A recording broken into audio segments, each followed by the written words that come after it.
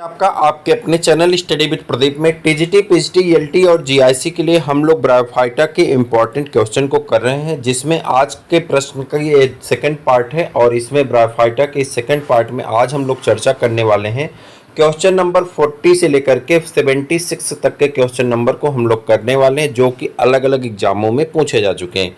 तो स्टार्ट करते हैं। इसके पहले क्वेश्चन नंबर 39 तक के आपके पहले सेक्शन में कराया गया था, ये सेकंड पार्ट है और इस सेकंड पार्ट में हम लोग इसके आगे के प्रोसेस को कंटिन्यू करते हैं। बस आपसे रिक्वेस्ट है कि आप चैनल को सब्सक्राइब कर लीजिए, अपने मित्रों को शेयर कर दीजिए। स्टार्ट करते हैं। पहला प्रश्न आपका 40 नंबर का है, फ्यूनेरिया में बीजाणु कोष्ठ किसके द्वारा बनते हैं। प्रश्न पूछा जा रहा है, फ्यूनेरिया में बीजाणु कोष्ठ किसके द्वारा बनते हैं। बीजाणु कोष्ठ किसके द्वारा बनते हैं। एम्फीथीसियम के द्वारा, एंडोथीसियम के द्वारा, कोलेनकाइमा के द्वारा या मेटामॉर्फोसिस के द्वारा। यहाँ पे आपको ऑप्शन रखे गए हैं। Spore sac are Funaria are formed by the amphithecium, endothecium, collenchyma and metamorphosis. तो आपका सही आंसर होता है एंडोथीसियम के द्वारा बनते हैं। किससे बनते हैं। एंडोथीसियम से बनते हैं। टीजीटी 2021 में पूछा गया प्रश्न है। नेक्स्ट ईयर जो पेपर हुआ था उसी में पूछा गया था ये प्रश्न। पूछा क्या जा रहा है, फ्यूनेरिया का स्पोरोफाइट 3 भागों फूट, सीता और कैप्सूल में बटा होता है। कैप्सूल में 3 अंग एपोफाइसिस, थीका और आपरकुलम पाया जाता है। कैप्सूल का थीका अंग जनन अंग कहलाता है, जिसके अंदर स्पोर सैक का निर्माण होता है। एंडोथीसियम स्पोर सैक या बीजाणु कोष्ठ बनाते हैं। स्पोर सैक में इलेक्ट्रो का अभाव होता है। तो आपका सही आंसर क्या हो जाएगा, ऑप्शन नंबर बी। कार्ड मास सामान्य नाम है। कार्ड मास किसका सामान्य नाम है, आपको बताना है। कार्ड मास सामान्य नाम है। Card mass is the common name of किसका है, फ्यूनेरिया का, स्फेगनम का। तो आप कहेंगे फ्यूनेरिया का सही नाम होता है। पीजीटी 2004 में पूछा गया प्रश्न है। कार्ड मास फ्यूनेरिया का सामान्य नाम है। ये साधारण बहुकोश की स्वपोषी छाया में उगने वाले जल स्थलीय पादप होते हैं, यानी एम्फीबियस प्लांट होते हैं। बहुकोश की मूलाभ में मिलता है। रिक्सिया, मार्केंसिया, फ्यूनेरिया किसी में नहीं। तो multicellular rhizoids are found in Riccia, Marchantia, Funaria, none of the. TGT 2021 में पूछा गया प्रश्न है। तो आप कहेंगे फ्यूनेरिया के तने के आधार से बहुत पतले तंतु निकलते हैं जो भूमि में प्रवेश करते हैं, जिसे मूलाभ कहते हैं। ये शाखित और बहुकोशिकीय होते हैं। ये जड़ जैसा कार्य करते हैं। पायरिनॉइड सहित क्लोरोप्लास्ट, जिसकी थैलस की कोशिकाओं की विशेषता है। आपको एक बात बता दें, देखिए अगर आपने कोई लक्ष्य बनाया तो उस लक्ष्य को विजय करने का सबसे अच्छा रास्ता यही होता है कि आप उस लक्ष्य के बारे में दिन भर सोचें और दिन रात उसमें कहां से कैसे आप उसको सॉर्ट कर सकते हैं, उस लक्ष्य को भेद सकते हैं, इस बारे में आपको विचार करना चाहिए। आपने अगर कभी महाभारत देखा होगा तो आप देखे होंगे कि इतने ज़्यादा योद्धा थे, लेकिन उस योद्धा के बावजूद अर्जुन की निगाह हर वक्त कर्ण पे लगी हुई थी और कर्ण की निगाह हर वक्त अर्जुन पे लगी हुई थी, क्योंकि दोनों को ये पता था कि उनका असली प्रतिद्वंदी वही है, बाकी सब तो ये चीटी मीटी हैं, इनकी कोई औकात नहीं। उसी प्रकार से यदि आपका लक्ष्य है टीजीटी, पीजीटी, एलटी, जीआईसी या कोई भी एग्जाम हो, यूपीपीसीएस हो, आईएएस हो, कोई भी एग्जाम हो, तो बाकी चीज़ों को आप चींटी मिट्टी समझिए और पूरा फोकस उसके ऊपर केंद्रित कर दीजिए। जब आपका पूरा फोकस उसके ऊपर केंद्रित होगा तो विजय तो सुनिश्चित है, ठीक है। या तो विजय होगी या तो मारा जाएगा, एक की विजय होगी, एक मारा जाएगा। या तो आपकी जीत होगी या तो आपके अहंकार का पतन होगा, दो में से एक होगा। और उम्मीद है कि अगर आप सच्चे दिल से चाहेंगे तो आपकी जीत होगी। अहंकार तो आप में आएगा नहीं, क्योंकि ज्ञान अहंकार नहीं लाता है। ज्ञान आपकी श्रेष्ठता बढ़ाता है, ज्ञान आपकी वैल्यू बढ़ाता है, ज्ञान आपके उत्थान के लिए काम करता है, ज्ञान आपके उद्यान में काम करता है और ज्ञान आपको एक व्यक्ति से व्यक्तित्व में कन्वर्ट करने का काम करता है। तो आप जो ज्ञान अर्जन करेंगे कहाँ से करेंगे ये अलग का मैटर है। यूट्यूब से करिए, वीडियो से करिए, किताब से करिए, किसी चैनल से करिए, लेकिन उद्देश्य होना चाहिए कि जिस परीक्षा में आप हैं उस परीक्षा के ज्ञान के लिए लगातार आपको कार्य करना है। ज्ञान आपके व्यक्ति से व्यक्तित्व की तरफ ले जाने में सिर्फ एक ऐसी चीज़ है जो आपको व्यक्ति से व्यक्तित्व में बदल सकता है, वो है ज्ञान। बाकी दुनिया में कोई ऐसी चीज़ नहीं जो आपको व्यक्ति से व्यक्तित्व में बदलेगा। आपके छोटे से परिवर्तन आपको एक बड़ा उद्देश्य सिद्ध करने में कारगर हो सकते हैं। तो आपका सबसे बड़ा उद्देश्य होना चाहिए कि अपने लक्ष्य के बारे में आप नित जागरूक रहें, सतर्क रहें और जो भी ज़रूरत हो उसके लिए कार्यसिद्धि में जुटे रहें। कहने का अर्थ है कि हम जो भी श्रृंखलाएं चल रही हैं वो श्रृंखलाओं से आप रूबरू हों, और चैनल को जल्दी से सब्सक्राइब पहले कर लीजिए ताकि आने वाली क्लासेस आपको मिलती रहें। बात कर रहे थे हम लोग पायरिनॉइड की। पायरिनॉइड सहित क्लोरोप्लास्ट किसकी थैलस की कोशिकाओं की विशिष्टता है? पेलिया की, एंथोसिरास की, या रिक्सिया की, या मार्केंसिया की। 4 ऑप्शन दिए गए, आपको सही आंसर के साथ जाना है। Chloroplast with the pyrenoid are characteristic feature of the cell of the thallus of Pellia, Anthoceros and, उसके बाद 2 ऑप्शन आपके नीचे आ जाएंगे और उन दोनों ऑप्शन का नाम होगा रिक्सिया एंड मार्केंसिया। तो आप किसके साथ जाएंगे? पायरिनॉइड क्लोरोप्लास्ट एंथोसिरास में पाया जाता है। इसकी कोशिकाओं की विशेषता होती है, पायरिनॉइड में स्टार्च का संग्रह होता है। पायरिनॉइड में किसका संग्रह होता है? स्टार्च का संग्रह होता है। स्यूडो इलेटर पाए जाते हैं। Pseudo elater are found in किसमें? फ्यूनेरिया में, रिक्सिया में, पेलिया में, एंथोसिरास में। Funaria, Riccia, Pellia, Anthoceros. तो आप कहेंगे एंथोसिरास में स्यूडो इलेटर्स पाए जाते हैं, एंथोसिरास में पाए जाते हैं। एक पूर्ण विकसित बीजाणुद्भिद से बनते हैं, एक बहुकोशिकीय होते हैं, और इलेक्टर में स्थूलन पट्टियों का अभाव होने के कारण इसे स्यूडो इलेक्टर कहा जाता है। ब्रायोफाइटा के कुछ कैप्सूल में पाए जाने वाला सेंट्रल स्टेरॉल टिश्यू है इलेक्टर्स, इन्वोल्यूकर, स्पोरवाल या काल्यूमेला। तो the central sterile tissue found in the certain capsule of the bryophytes is elaters, involucre, spore wall और काल्यूमेला। तो आपका सही आंसर हो जाएगा काल्यूमेला। ठीक है। ब्रायोफाइटा के कुछ कैप्सूल में पाया जाने वाला सेंट्रल स्टेरॉल टिश्यू काल्यूमेला होता है। यह कैप्सूल के थीका भाग से संबंधित होता है। यह स्पोर को जल तथा खनिज की उपलब्धता का उपलब्ध कराता है। निम्नलिखित किस एक के जीवन चक्र में प्रोटोनीमा विकसित होता है? मार्केंसिया में, रिक्सिया में, फ्यूनेरिया में, एंथोसिरास में। आपको बताना किसमें जो है जीवन चक्र में प्रोटोनीमा विकसित होता है। The protonema develops in the life cycle of which one of the following? मार्केंसिया, Riccia और फ्यूनेरिया, एंथोसिरास। तो आप कहेंगे फ्यूनेरिया में। किसमें डेवलप होता है? फ्यूनेरिया में। फ्यूनेरिया के जीवन चक्र में प्रोटोनीमा विकसित होता है। मास अर्थात फ्यूनेरिया के बीजाणु अंकुरित होकर के शैवाल की तरह तंतुवत संरचना बनाते हैं, जिसे प्रोटोनीमा कहा जाता है। प्रोटोनीमा के विकास के फलस्वरूप ही मांस का युग्मकोद्भिद बनता है। मांस के स्पोर अंकुरित होने पर क्या बनता है? मांस के स्पोर अंकुरित होने पर क्या बनता है?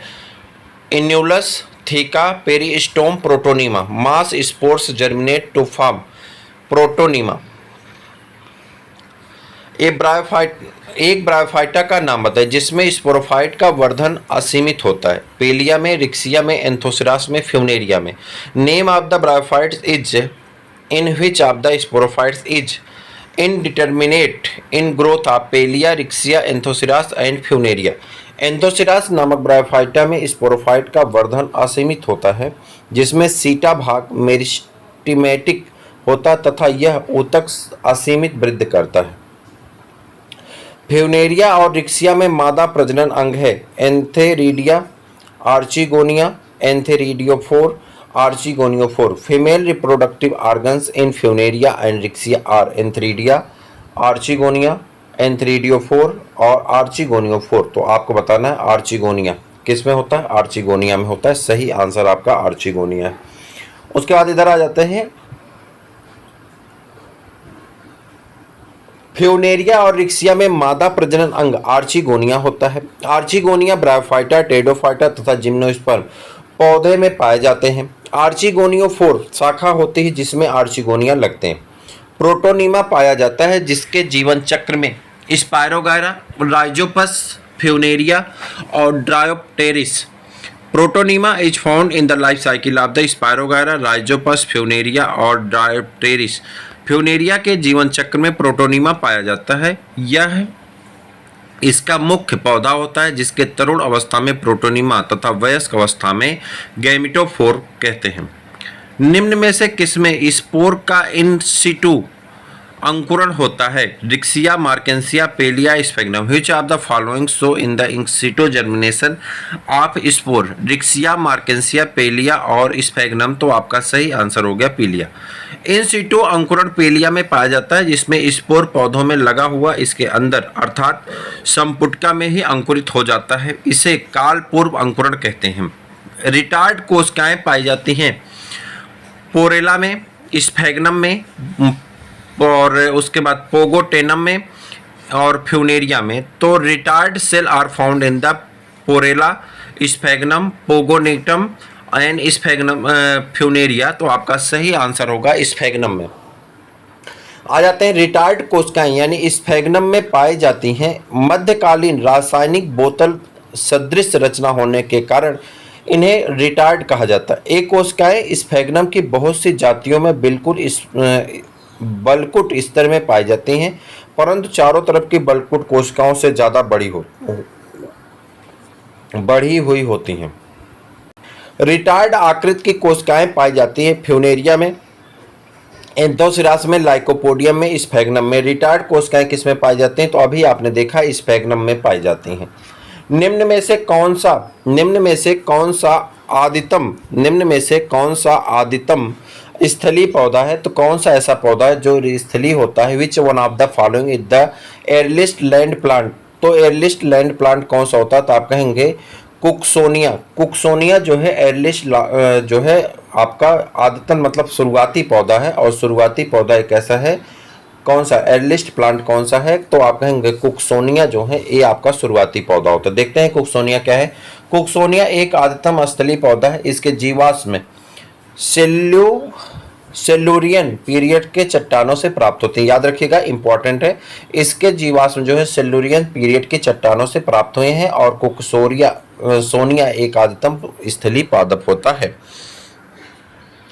एम्फीथीसियम में बीजाणुजन ऊतक का उद्भव होता है। एंथोसिरास में, मार्केंसिया में, पोरेला में और फ्यूलिया में। तो आपको बताना the origin of the sporogenous tissue is form amphithecium में स्पोरोजिनस टिश्यू का निर्माण कहाँ से होता है? तो आप कहेंगे एंथोसिरास। एम्फीथीसियम में बीजाणुजन ऊतक का उद्भव एंथोसिरास में होता है। बीजाणुजन कोशिकाओं में आर्चिगोनियोस्पोर का निर्माण होता है। एम्फीथीसियम में आर्चिगोनियोस्पोर की उत्पत्ति होती है रिक्सिया में, मार्केंसिया में, एंथोसिरास में, फ्यूनेरिया में। किसमें? रिक्सिया में, मार्केंसिया में, एंथोसिरास में और फ्यूनेरिया में। तो एंथोसिरास में। ठीक। और उसके बाद आ जाएंगे इस तरफ, तो इस तरफ आएंगे तो यहाँ पे आपका हो जाएगा आपका सही आंसर बीजाणुओं के निर्माण के बिना ही बीजाणुद्भिद से युग्मकोद्भिद की उत्पत्ति कहलाती है। बीजाणुओं के निर्माण के बिना ही बीजाणुद्भिद से युग्मकोद्भिद की उत्पत्ति कहलाती है। अपयुग्मन बीजाणुओं के निर्माण के बिना ही बीजाणुद्भिद से युग्मकोद्भिद की उत्पत्ति कहलाती है। क्या कहलाती है आपको बताना? अपयुग्मन कहलाती है, समयुग्मन कहलाती है, समगमन कहलाती है, या अपबीजाणुकता कहलाती है। Production of gametophyte from A sporophyte without the formation of spore is called apospory. क्या कहा जाता है? एपोस्पोरी कहते हैं। बीजाणुओं के गठन के बिना ही बीजाणुद्भिद में से युग्मकोद्भिद के विकास को अपबीजाणुत्व कहते हैं। निम्न में से किसमें स्पोर मदर सेल तथा इलेक्टर मदर सेल समान पीढ़ी के से संबंधित हैं? निम्न में किसमें स्पोर मदर सेल और इलेक्टर मदर सेल समान पीढ़ी से संबंधित है? रिबोयूडिया, मार्केंसिया, फ्यूनेरिया और रिकार्डिया में। In which of one of the following the spore mother cell and the elector mother cell belonging to the same cell generation? मार्केंसिया में स्पोर मदर सेल तथा इलेक्टर मदर सेल दोनों दुगुणित होते हैं। ये दोनों संरचनाएं स्पोरोफिटिक पीढ़ी से संबंधित हैं। इसमें इलेक्टर आर्द्रताग्राही होता है तथा बीजाणुओं के विसर्जन में सहायक होता है। मार्केंसिया के इलेक्टर्स होते हैं अगुणित तथा आर्द्रताग्राही, दुगुणित तथा आर्द्रताग्राही, अगुणित तथा अनआर्द्रताग्राही और दुगुणित तथा अनआर्द्रताग्राही। Elaters of Marchantia are haploid और हाइग्रोस्पोरिक, डिप्लॉइड और hygroscopic, haploid and hygroscopic, diploid and hygroscopic, haploid and non hygroscopic और डिप्लॉयड एंड नॉन हाइग्रोस्कोपिक। तो आप कहेंगे कौन सा आंसर सही होगा? बी वाला डिप्लॉयड एंड हाइग्रोस्कोपिक सही ऑप्शन होता है। और इसके बाद आ जाएंगे यहाँ पे, तो यहाँ पे देखिए बीजाणुओं के विसर्जन हेतु इलेक्टर्स पाए जाते हैं रिक्सिया में, मार्केंसिया में, मास में, फर्न में। For spore dispersion elaters are found in, spore dispersion में इस कहाँ से पाए जाते हैं, मार्केंसिया से पाए जाते हैं। ठीक है। किस जात में सीटा परिपक्वता पर 50 मिलीमीटर तक लंबा एवं लगभग पारदर्शी हो जाता है? किस जात में सीटा परिपक्वता पर 50 मिलीमीटर तक लंबा एवं लगभग पारदर्शी हो जाता है? मार्केंसिया में, पेलिया में, फ्यूनेरिया में और स्फेग्नम में। इन विच ऑफ द जीनस सीटा elongates up to 50 millimeters and becomes almost transparent at maturity? तो आप कहेंगे मार्केंसिया में, पेलिया में, फ्यूनेरिया में, स्फेग्नम में। तो आपका सही आंसर हो जाता है मार्केंसिया में। आगे बढ़ जाते हैं। मार्केंसिया में स्पोरोफाइट फूट, सीटा और कैप्सूल में विभेदित होता है। आरंभ में सीटा छोटा होता है परंतु परिपक्वता के समय यह लंबा होकर के पारदर्शी हो जाता है। बेंटर हिस्सा है, बेंटर हिस्सा किसका? स्पोरोफाइट का, स्पोरेंजियम का, एंथेरिडियम का और आर्चिगोनियम का। Elaters is a part of sporophytes, sporangium, antherozoid, antheridium and archegonium. तो आपका सही आंसर हो जाएगा ऑप्शन नंबर डी, आर्चिगोनियम में। ठीक है। वेंटर्स आर्चिगोनियम का हिस्सा होता है। आर्चिगोनियम फ्लास्क के आकार का अंग होता है जिसका ऊपरी लंबा भाग नेक सब, जबकि निचला सैक की तरह फूला भाग वेंटर कहलाता है। वेंटर में निषेचन की क्रिया होती है। ब्रायोफाइटा के संबंध में निम्नलिखित में से कौन सा कथन सत्य है? वे प्रकाश संश्लेषी होते हैं। ठीक है। उसके बाद यहाँ पा जाते हैं, पूछा जा रहा है वे प्रकाश संश्लेषी होते हैं। इनके बीजाणु अंकुरित होकर के युग्मकोद्भिद की उत्पत्ति करते हैं। युग्मनज और सूत्री विभाजन द्वारा विभाजित होते हैं। इनमें संवाही ऊतक का अभाव होता है। आपको बताना which of the following statement is false regarding bryophytes? They are the photosynthetic, their spore germinates producing gametophytes, zygote undergoes meiosis, they lack vascular tissue. तो आप कहेंगे zygote undergoes myiasis.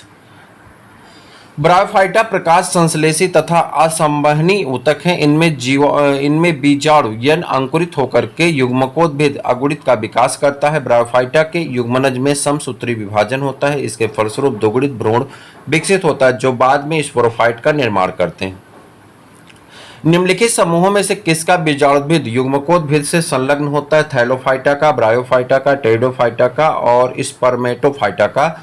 In which of the following group of the sporophytes is attached to the gametophyte? Thallophyta, Bryophyta, Pteridophyta and Spermatophyta. तो आपका सही answer हो जाएगा आपका कौन सा? बी वाला। और बी वाला आपका था कौन सा? आप देखेंगे तो ब्रायोफाइटा। ब्रायोफाइटा के जीवन चक्र में बीजाणुद्भिद तथा युग्मकोद्भिद नामक दो अवस्थाएं पाई जाती हैं जो रचनात्मक दृष्टिकोण से भिन्न होती हैं। युग्मकोद्भिद मुख्य पौधा होता है जो कि अगुणित होता है। युग्मकोद्भिद अवस्था स्वतंत्र, हरी, शाखित तथा दीर्घकालिक होती है, जबकि बीजाणुद्भिद अवस्था अल्पकालिक अथवा युग्मकोद्भिद पर पूर्णतः निर्भर होती है। इस प्रकार इनका बीजाणुद्भिद मुख्य पौधा अर्थात युग्मकोद्भिद से संलग्न होता है। युग्मकोद्भिद मुख्य पौधा होता है ब्रायोफाइटा का। ठीक है। The main plant of the gametophyte is Bryophyta. बीजाणुद्भिद युग्मकोद्भिद पर आश्रित होता है। शैवाल में, टेरिडोफाइटा में, कवक में, ब्रायोफाइटा में। तो ब्रायोफाइटा में आपका सही आंसर ब्रायोफाइटा होगा। निम्नलिखित किस ब्रायोफाइटा में जेमा कप पाए जाते हैं? रिक्सिया, मार्केंसिया, एंथोसिरास और स्फेग्नम। इन which of the following bryophytes जेमा कप आर फाउंड? गेमा कप या जेमा कप किस में पाए जाते हैं? तो आप कहेंगे मार्केंसिया में गेमा कप पाए जाते हैं। कप सदृश जेमा कप मार्केंसिया के पौधा अर्थात युग्मकोद्भिद पर बिखरे होते हैं। जेमा कप में अगुणित ऊतक के छोटे छोटे डिस्क उपस्थित होते हैं जिसे जेम्मी कप कहते हैं, जेम्मी कहते हैं। जेम्मी अलैंगिक जनन वर्धी प्रजनन में सहायक संरचनाएं होती हैं जो नए पौधों को जन्म देती हैं। ये प्रत्यक्ष रूप से नए युग्मकोद्भिद को जन्म देते हैं। गेमा द्वारा वर्धी प्रजनन होता है। गेमा द्वारा वर्धी प्रजनन किसमें होता है? वेजिटेटिव रिप्रोडक्शन रिक्सिया में, मार्केंसिया में, एंथोसिरास में या फ्यूनेरिया में। तो आप यहाँ पा जाएंगे। और second question, the vegetative reproductive part of the जेमा टेक प्लेस इन द यल्टिग्रेड 2008 में पूछा गया था। तो आप कहेंगे मार्केंसिया में। किस में होता है? मार्केंसिया में होता है। और उसका निम्नलिखित में से किसमें अलैंगिक प्रजनन जेमा द्वारा होता है? तो आप कहेंगे मार्केंसिया में आपका अलैंगिक प्रजनन किसके द्वारा होता है? जेमा कप द्वारा होता है। और उसके बाद आ जाते हैं यहाँ पे आधारी इलेक्ट्रोफोर उपस्थित होते हैं एंथोसिरास में, पेलिया में, रिक्सिया में, मार्केंसिया में। तो किसमें आधारी एंथोसिरास उपस्थित होते हैं? तो आप कहेंगे पेलिया में। किसमें उपस्थित होते हैं? तो पेलिया में उपस्थित होते हैं। केवल चिकनी कोशिका भित्ति यानी स्मूथ वाल्ड वाले राइजॉइड्स पाए जाते हैं कहाँ पे? रिक्सिया में, मार्केंसिया में, पेलिया में, फ्यूनेरिया में। Only smooth walled rhizoids are found in, तो किसमें पाए जाते हैं? पेलिया में पाए जाते हैं। किसमें पाए जाते हैं? पेलिया में पाए जाते हैं। ये आपका सही आंसर है। उल्लिखित सभी सदस्य ब्रायोफाइटस संघ के सदस्य हैं जिसमें जल और पोषक तत्व के अवशोषण हेतु राइजॉइड पाए जाते हैं, लेकिन पेलिया में पाए जाने वाले राइजॉइड साधारण एवं चिकनी भित्त वाले होते हैं, एक कोशिकीय और अनियमित रूप से थैलस के मध्य प्रतिपृष्ठ सतह पर वितरित होते रहते हैं। और किसमें?